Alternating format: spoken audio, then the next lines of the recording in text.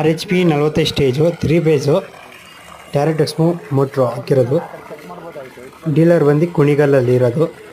Contact number ಅಲ್ಲೇ ಹಾಕಿದ್ವಿ. ಇದೇನೋ ಕ್ರಾಶ್ ಆಗಿದೆಯೇನೋ, ಅದು ಅಲ್ಲಿ ಟರ್ನ್ ಮಾಡ್ಕೋಬೇಕಾಯ್ತಾ ಪೈಪ್ ಅದು? ಅಲ್ಲ, ಈ ಪೈಪಿಗೆ ಜಾಯಿನ್ ಮಾಡಬೇಕು ಅಂದರೆ ಲೆವೆಲ್ ಮಾಡ್ಕೋಬೇಕು.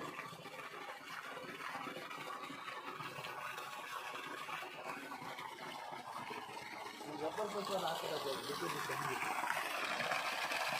ಜಾಸ್ತಿ ತಂದು ಕೊಟ್ಟಿದ್ರೆ 30 ರೂಪಾಯಿ. ಹಾಂ, ಈಗ ಗೊತ್ತಲ್ಲ.